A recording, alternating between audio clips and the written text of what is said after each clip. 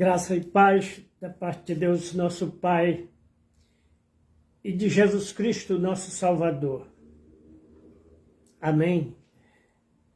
Meus queridos, mais uma vez aqui no Facebook, vos convido para permanecer comigo durante alguns minutos, que daremos ao Senhor Jesus, ao Espírito Santo, que nos constrange a todo momento a falar sobre a pessoa de Jesus Cristo, a sua encarnação, a sua divindade, a sua deidade, a sua humanidade, a perfeita humanidade, porque Cristo é a perfeita humanidade, ou a perfeita varonilidade de Deus. Ele é Deus em carne e osso, é Deus onipresente através do seu Espírito Santo. E como eu sempre digo, muitas pessoas confundem a teoria da doutrina da Trindade em três pessoas, como Lutero, Calvino e Tertuliano ensinou, porque eles almejavam entender a gerência de Deus no mundo, ou a administração de Deus no mundo. Como dizia um certo pastor lá em Boviais, Deus não fez o mundo e todas as coisas e colocou no piloto automático. Não, Deus está na direção de tudo. Ele nos dirige, nos guia através da sua palavra, do seu Espírito Santo, que ele derramou sobre nós, cumprindo a promessa lá de Joel, quando ele disse que derramaria o seu Espírito sobre toda a carne. Ezequiel também vai falar deste novo nascimento, da vinda do Espírito de Deus, e o próprio Jesus Cristo, nos Evangelhos, ele vai dizer que é necessário que eu vá para que o Espírito venha. Jesus Cristo não está afirmando que ele é uma pessoa e o Espírito é outra pessoa, não. Jesus Cristo estava nos ensinando ali que a pessoa dele, como ser humano, deveria estar na presença do Pai para receber toda a glória, para receber todo o domínio, tudo aquilo que o Pai lhe deu. Domínio sobre as nações, sobre os reinos, né? E o salmista vai exaltar esta soberania de Deus, essa onipotência de Deus com relação à criação dos animais, quando ele diz: tu cortas a respiração, eles morrem, mas tu envias o teu Espírito e logo eles são criados aos milhares. E quando nós lemos lá no Gênesis, Deus criando tudo e dando alma vivente, nós vemos que Moisés descreve ali que todos os animais se tornou alma vivente, alma que vive, alma que se reproduz. Da mesma maneira ou do mesmo modo, Deus fez o homem, a sua imagem e a sua semelhança, e soprou em suas narinas o fôlego de vida, e ele passou a ser alma vivente. Ou seja, alma que tem vida, que se reproduz. Então eu sou uma alma que já reproduzi, hoje já não reproduzo mais, porque chegamos a uma idade que a reprodução já não é mais conveniente, querido, mas a maturidade, chegar à maturidade do Espírito. Jesus certa vez disse que a carne para nada se aproveita, mas o Espírito é vida, o Espírito está pronto. Então, o Espírito que habita em mim é o Espírito que Deus criou em mim, como Zacarias 1 diz. É Deus quem cria o Espírito do homem dentro dele. E eu quero meditar com você nesses minutos sobre dois pontos do estado de humilhação do Senhor Jesus, do Logos de Deus, do Deus que se fez homem. Então eu tenho dito inúmeras vezes que, se você ler Isaías 52, Isaías 59, você vai compreender esta encarnação de Deus. Deus se humilhando, se esvaziando, Deus se tornando homem, assumindo a forma de servo, assumindo a humanidade que ele mesmo criou. Então, Cristo é a humanidade perfeita. E Davi, no Salmo 16, quando vai descrever a excelência da vida de Deus, ele dizia: Deus, guarda-me, porque em ti confio. A minha alma disse ao Senhor: tu és o meu Deus, tu és o meu Senhor, não tenho outro bem além de ti. Digo aos santos que estão na terra e aos ilustres em que está todo o meu prazer, as dores se multiplicarão para aqueles que fazem oferenda a outros deuses. Então Davi está exortando ao ser humano a não oferecer sacrifícios a ídolos, né? A imagem de escultura, porque as dores virão, né? Então as dores se multiplicarão. O Senhor é a porção da minha herança, Ele é o meu cálice. E depois ele vai dizer aqui no verso 7, louvarei ao Senhor que me aconselhou. Até o meu coração me ensina de noite. Tenho posto o Senhor continuamente diante de mim, por isso Ele está sempre à minha direita. Nunca vacilarei. Portanto, a minha alma está alegre, o meu coração está alegre, em outra versão, está alegre o meu coração, e se regozija em glória. Também a minha carne repousará em segurança. A minha carne repousará segura. Pois não deixarás a minha alma no inferno, ou seja, no Hades, na sepultura. Então, quando Davi diz, ele não deixará a minha alma, ele está falando, não é do espírito, querido. Muitos confundem. Por isso que eu sou tricotomista. Davi está falando da vida. Porque quando nós morremos, diz Paulo, o espírito imediatamente sobe para a presença de Deus, que dará o seu fim. O espírito que lhe é obediente, que foi regenerado, que foi renovado, permanece no seio de Abraão. Mas o espírito rebelde, que não foi renovado, que não foi regenerado, ele será jogado no lugar de sofrimento, como aquela parábola que Jesus Cristo ensinou sobre o rico e Lázaro. O rico morreu e foi para o lugar de tormento, enquanto Lázaro morreu e foi para o lugar de alegria, de felicidade, junto ao seio de Abraão.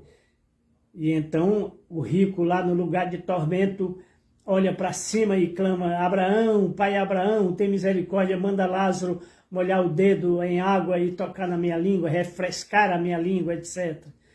Então está lá no Novo Testamento, querido. E Davi aqui faz menção à vida.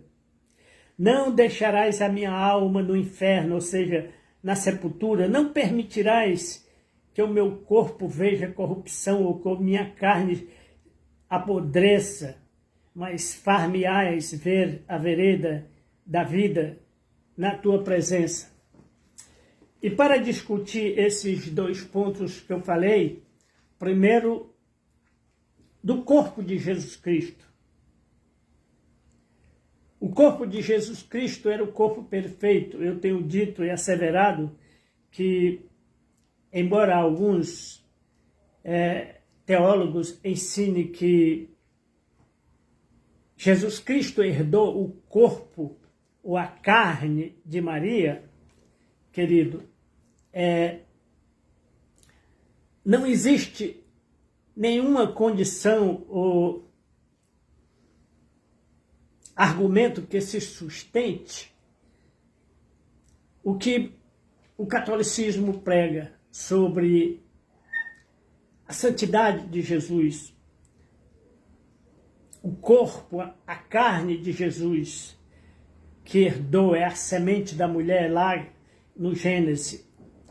Ora, Strong vai dizer que Jesus Cristo, ele não poderia ter vindo em forma de animal, em forma de ave. Jesus Cristo não podia nascer de outra maneira senão de mulher, como a Bíblia profetiza desde o Gênesis, a semente da mulher, porque foi dada à mulher esta capacidade, este poder de reprodução. Quando Deus fez homem e mulher, Deus soprou em suas narinas o fôlego de vida e disse: sejam frutíferos, ou se reproduzam, sejam férteis e multipliquem-se, enchem a terra. Então, Deus fez o homem para se multiplicar, para encher a terra. Por isso que nós, seres humanos, somos alma vivente, reproduzimos seres à nossa semelhança. E semana passada eu falava sobre esta semelhança. Deus fez o homem à imagem e semelhança de Deus, mas a partir de Adão, que pecou, desobedeceu, perdeu esta semelhança com Deus, essa santidade. E então Adão coabitou com a sua esposa Eva, e eles tiveram filhos e filhas à sua semelhança. Então nós somos semelhança de Adão, semelhança de pecado, filhos da ira, filhos do pecado. E Paulo vai asseverar isso aos romanos, falando que o primeiro homem, Adão, era da terra, assim nós também somos terreno. Mas o segundo Adão, Jesus Cristo, é do céu, ele é espírito vivificante. E assim seremos todos nós que cremos, que aceitamos, que confessamos a Jesus Cristo como Senhor e Salvador, somos regenerados, recebemos um novo coração, recebemos dele um espírito regenerado, renovado, né? Um espírito de conselho, de temor, um espírito de santidade. Por isso, querido, que aquele que está em Cristo é nova criatura. Diz Paulo, aquele que está em Cristo é nova criatura. E Pedro vai falar disso também. Então o crente não pode viver em pecado, em mentira, em suborno, em propina, em corrupção. O crente não pode se envolver com coisas do mundo, porque diz João e Tiago, aquele que ama o mundo e as coisas que há no mundo se torna inimigo de Deus. E o próprio Jesus Cristo vai dizer, ninguém pode servir a dois senhores, a Deus e às riquezas, a Deus e ao mundo, né? As concupiscências da carne, as concupiscências dos olhos. O homem, quando eu digo homem, eu estou falando de homens e mulheres, de seres humanos. Então, nós que nascemos de novos, não podemos mais viver em pecado, não podemos mais consentir que o pecado vive em nós. Não somos mais escravos do pecado, mas somos servos de Deus, né? Devemos viver na luz, devemos andar em espírito, praticando os frutos, ou o fruto do espírito, alegria, amor, paz, bondade, benignidade, longanimidade, fé, mansidão, temperança, né? Então, o crente é nova criatura. O velho homem, nós devemos que mortificar. Paulo chega a dizer que é muito difícil, porque há uma luta entre a carne e o espírito. Ele diz, a minha carne milita contra o espírito, porque o bem que está em mim não consigo fazer, mas o mal que não está, que Deus já tirou, este faço. Miserável homem que sou.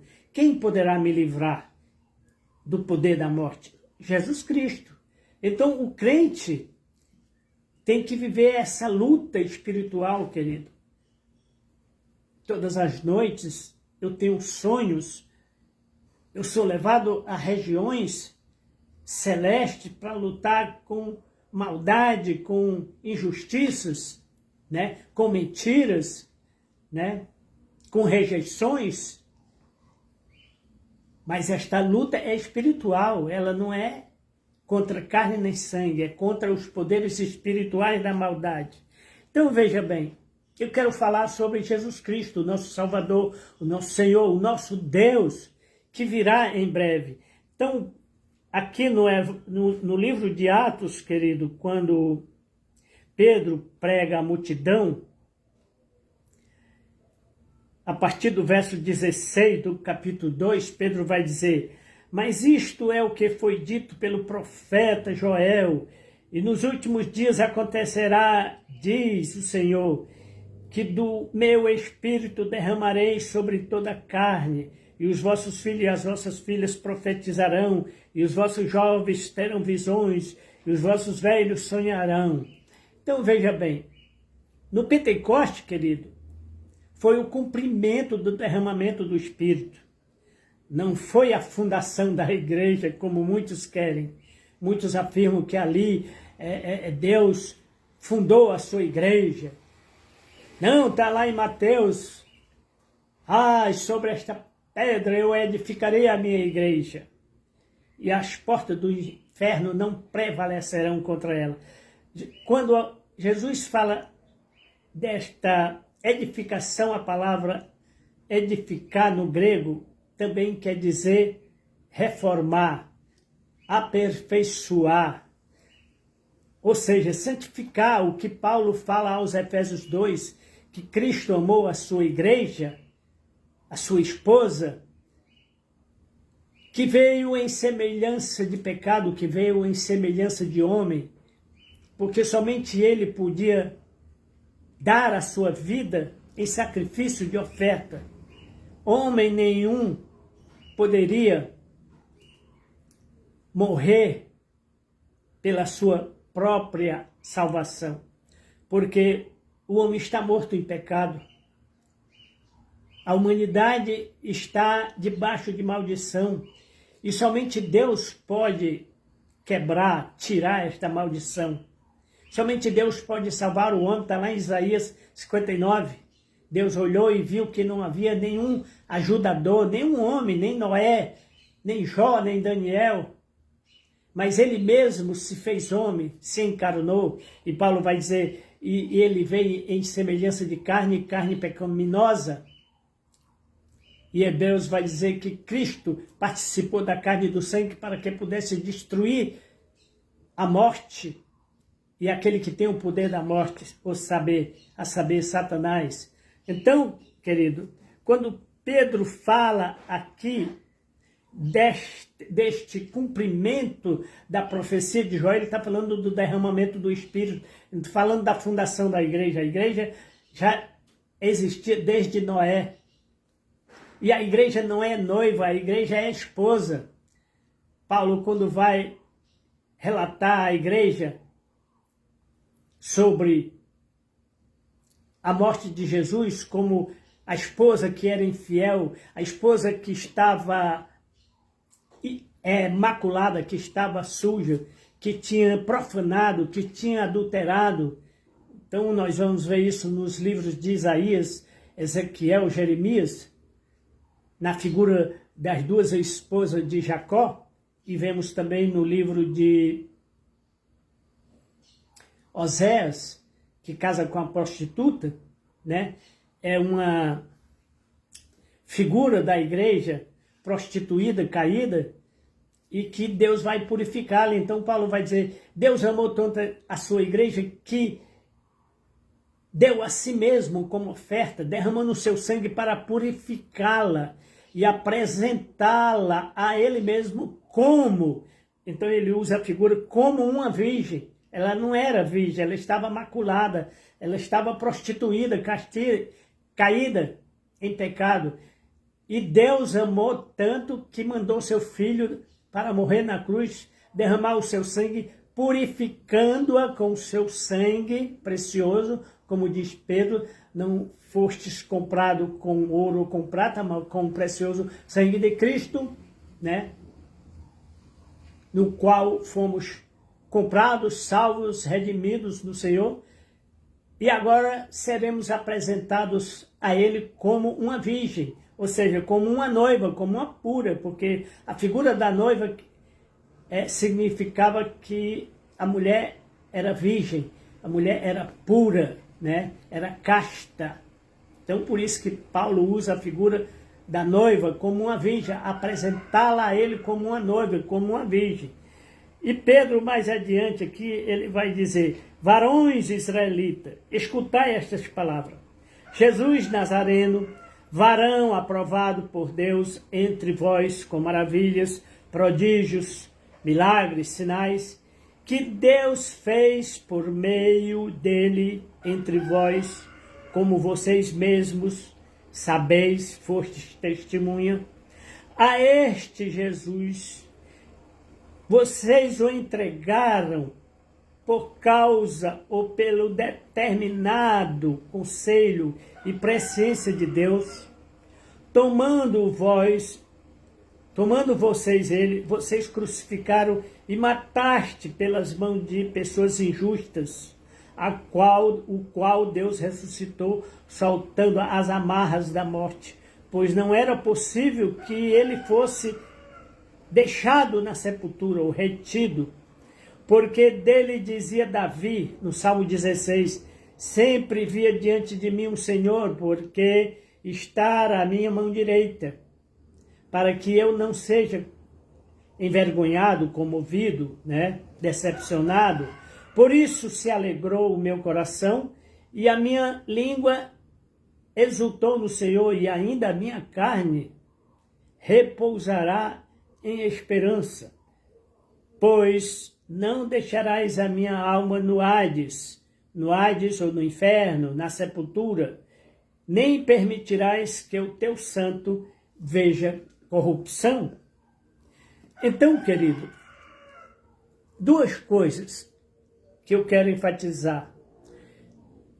Não era possível que Jesus Cristo fosse gerado de mulher, gerado de homem, porque seria pecador, seria homem pecador. Era impossível que Deus viesse como um animal, como um elefante, como um corvo, etc., ou como um anjo, porque os anjos são criaturas de Deus, e anjos não morrem. Então, Deus se encarnou, Deus se fez carne, Deus se fez maldição, ele condescendeu com o homem. E em forma de servo, como diz o evangelista Marco, ele veio nos servir como oferta. Ele foi oferta, como dizia Isaías, como ovelha que é levada ao matadouro, ele não abriu a sua boca, né?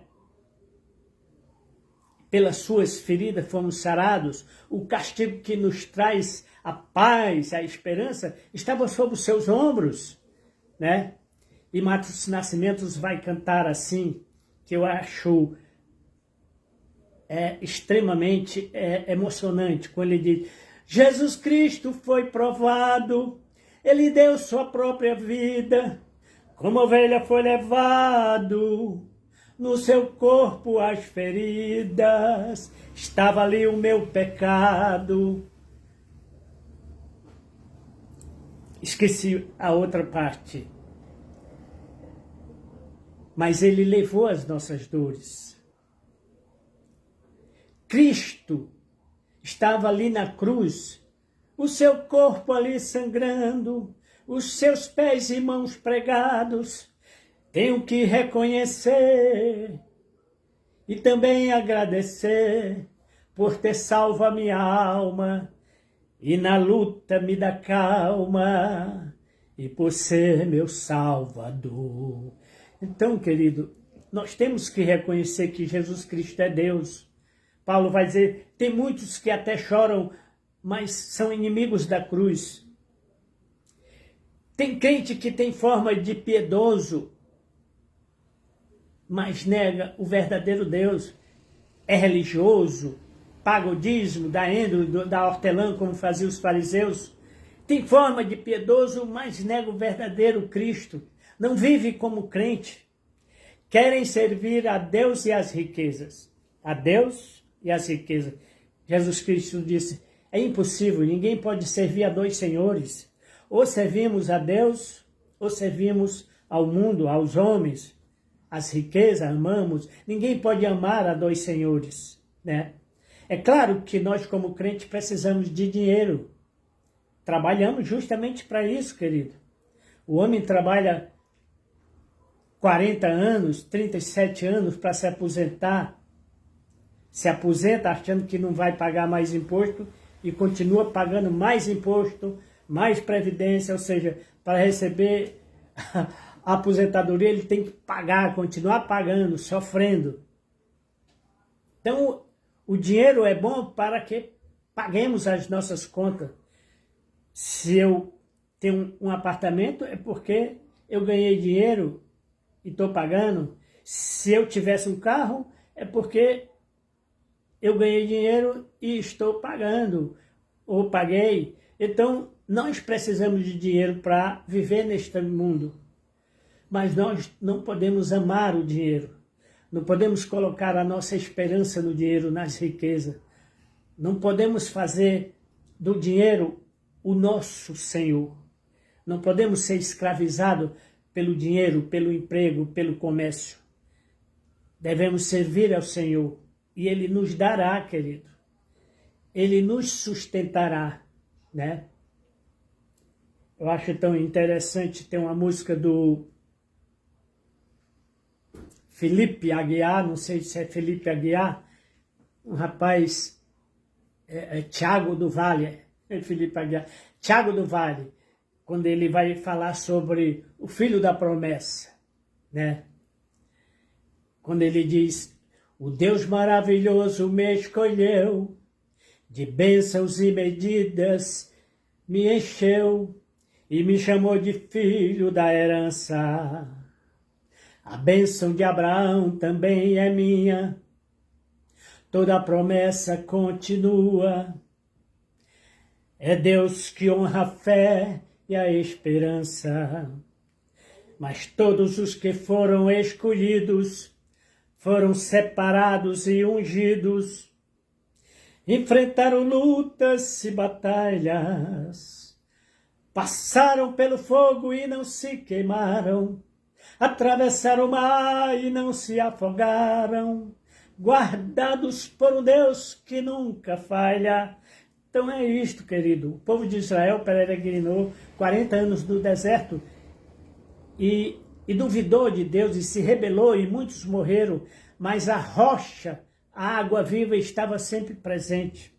Então esse Deus maravilhoso que nos escolheu, que nos separou para Ele, Ele também nos honra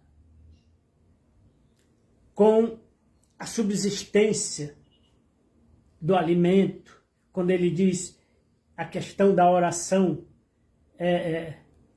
santificado seja o teu nome, venha a nós o teu reino, seja feita a tua vontade, assim na terra como no céu. O pão nosso de cada dia nos dá, dia a dia. Então Ele nos dá o pão dia a dia. Então não devemos acumular riquezas. Jesus vai dizer, não acumuleis para vós riquezas na terra, mas no céu. Mas os dois pontos que eu falei, primeiro, a deidade de Jesus Cristo, a sua divindade, as suas duas naturezas. Jesus Cristo é Deus que se fez homem. Ele não é homem que se fez Deus. Ele é Deus homem. E, portanto, quando ele dizia, ninguém tira a minha vida, ninguém vai tirar a minha vida, eu mesmo dou e torno a reaver,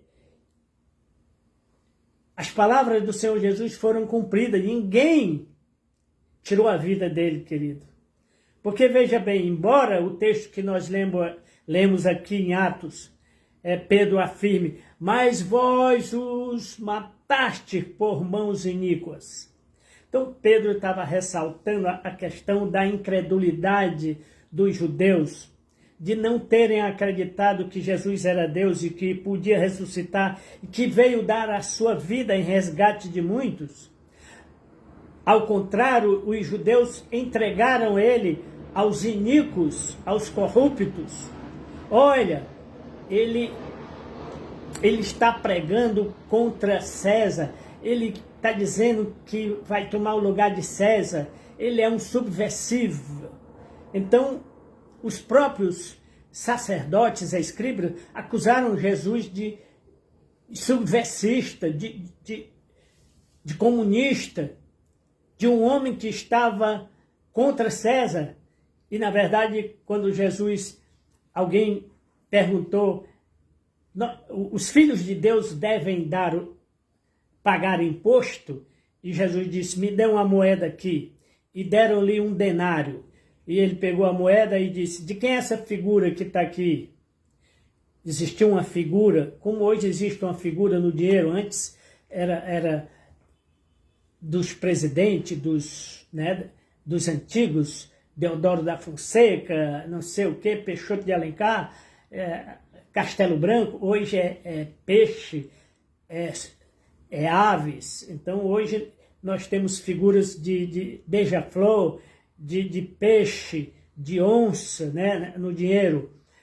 Mas a figura do nosso dinheiro já foi de pessoas. Então a figura que tinha na moeda era de César. E Jesus disse, de quem é essa figura? É de César? Pois dê a César o que é de César. Jesus está dizendo, paga o imposto. Nós estamos na terra, querido, e nós não devemos ser poupados de sofrimento, de injustiça. Jesus Cristo nos dará a providência. Assim como providenciou codornizes, maná, a água da rocha. Então Jesus Cristo disse, paga imposto.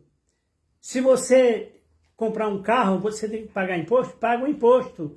Você tem que ter carteira de habilitação? Tem que pagar? Pague. Você tem que pagar IPVA? Pague. Você tem que pagar IPTU? Pague. Então aquilo que é dos homens, pague aos homens. Aquilo que é de Deus, pague a Deus. E muitos não entendem essa questão. Dê a Deus o que é de Deus e a César o que é de César. Deus está dizendo, olha, aqui no mundo nós teremos aflições, mas devemos ter bom ânimo. Ele venceu o mundo. Então, se devemos pagar impostos, se devemos pagar ICMS, se devemos pagar INSS, se devemos pagar ISS, Imposto de Renda, temos que pagar, devemos pagar. A Deus daremos a glória, todo louvor. Dá a Deus o que é de Deus. E o que é de Deus, querido? A vida, o espírito, o fôlego. A minha vida é de Deus. Uma dupla lá da Paraíba sempre ia na Boa Viagem aí cantar. Cristiano Araújo, acho que era o nome dele, dizia, a minha casa é de Deus, tudo que tenho é de Deus. Nem todo mundo dará a Deus a sua vida, o seu tempo. O meu fôlego de vida é de Deus. Por isso, eu nunca devo entregar a minha vida, nunca devo dar um tiro no ouvido, me matar, porque a minha vida pertence a Deus. A minha vida darei ao Senhor. O meu louvor darei ao Senhor. Todo louvor, toda exultação, toda adoração darei ao Senhor. Somente a Ele, que é digno de toda honra, de toda glória, de todo louvor. Então, o primeiro ponto, Jesus Cristo é Deus.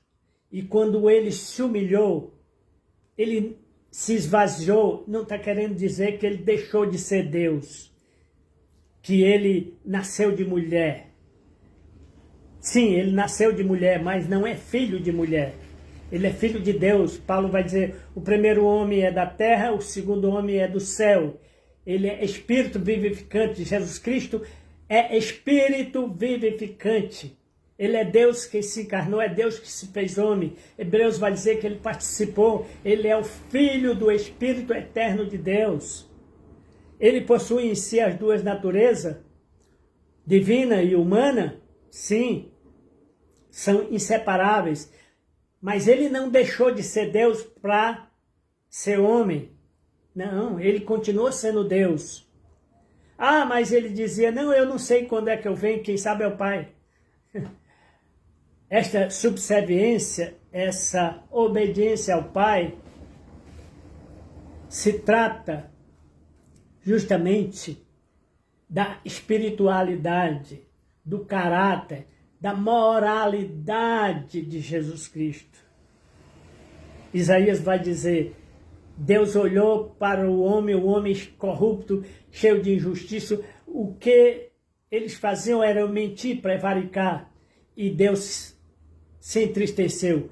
Deus olhou e viu que não havia nenhum homem bom, nenhum santo sequer, nenhum que praticasse o bem, e se maravilhou disso, pelo que ele mesmo vestiu-se da sua própria justiça e colocou na cabeça o capacete da salvação. Então, Deus se encarnou, o Verbo se encarnou.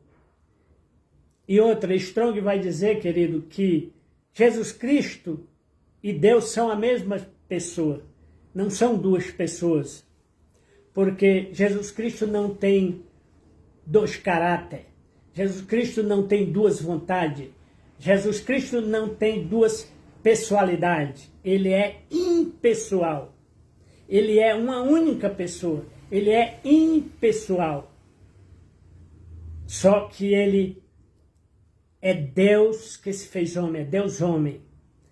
Nele está a humanidade perfeita. Por isso, o corpo de Jesus Cristo, onde eu assisti um vídeo de alguém, falava sobre a morte de Jesus Cristo. Jesus Cristo passou 3 dias na sepultura e não apodreceu. O seu corpo não apodreceu. Judas, quando se pendurou, com 3 dias o corpo dele apodreceu e as suas entranhas se despencaram lá, né? Apodreceram. Qualquer ser humano que morra, com 24 horas já está fedendo, né? Já está, e se morrer de câncer, então ele fica apodrecendo. Uma pessoa, quando morre de câncer, querida, é horrível. Eu já vi isto, então o seu corpo se desmancha, aparecem tapurus, vermes, aquele líquido gosmento. Então, a carne se desmancha, como o próprio Jesus disse, a carne é fraca, a carne para nada mais presta. Então, por isso que nós temos que ser transformados. Receberemos de Jesus Cristo um corpo como o seu corpo de glória. Diz João, porque o veremos face a face, seremos semelhante a ele. Receberei de Jesus Cristo um corpo glorificado, um corpo imortal. E Paulo vai dizer, quando isto que é corrupto se revestir da incorruptibilidade, quando isto que é mortal se revestir da imortalidade, então se dirá, tragada foi a morte, né? Então este corpo é podre, este corpo é carne putrificada. Quando você coloca num caixão e dessa sepultura, no outro dia ele já está podre, todo comido. O corpo de Jesus não, porque o seu corpo era o corpo perfeito, a humanidade perfeita. É tanto que os soldados não quebraram os seus pés nem as suas mãos, como costumava fazer com os crucificados. Quando a Bíblia diz, quando eles chegaram lá, viram que Jesus estava morto, não quebraram os seus pés e furaram o seu lado e saiu água e sangue, ou sangue e água. Então, viram que Jesus Cristo estava morto, mas o seu corpo não foi corrompido, o seu corpo não foi quebrado. E na sepultura não foi deixado, como o salmista diz, não deixarás a minha carne no Hades, no inferno, na sepultura, porque a minha carne repousará em segurança, na certeza. Então, Jesus Cristo, o homem perfeito, o corpo perfeito, não gerado de homem, não gerado de mulher, mas gerado do Espírito Santo de Deus. Nasceu de mulher, mas não é filho de mulher. Ele veio em carne. Como diz Paulo, ele veio na forma de carne pecaminosa, porque assumiu o nosso pecado, mas ele mesmo não cometeu nenhum pecado. Na sua carne não havia nenhum pecado, no seu corpo não havia nenhum pecado. Por isso Deus aceitou o seu sacrifício, porque o seu sangue imaculado, o seu corpo imaculado, o seu corpo santíssimo, ele pôde oferecer esta oferta de sacrifício pelos nossos pecados. Somente Ele, o Deus que se fez homem, pôde oferecer esta oferta de sacrifício por nossos pecados, porque o seu corpo era e é perfeito. Era e é santíssimo. O corpo de Jesus Cristo não sofreu decomposição. E a sua morte não foi realizada como alguns dizem, foi o próprio Deus que matou o filho. Foram os judeus que mataram, como afirma Pedro. Não.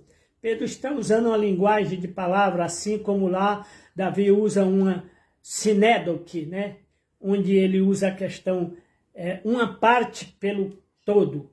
A sinédoque é uma figura de linguagem onde você usa uma parte pelo todo.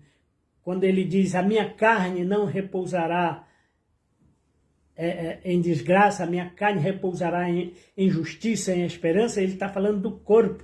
O meu corpo repousará em segurança.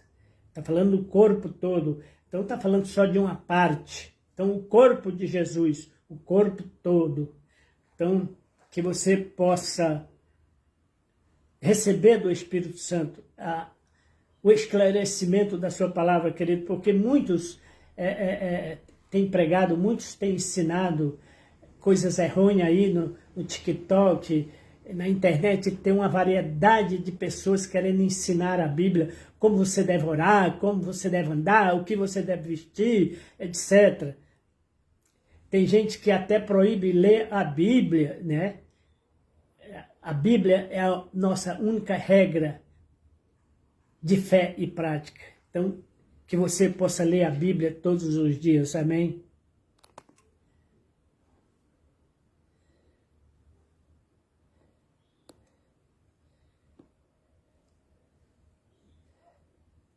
Bora lá, meu filho. Isso.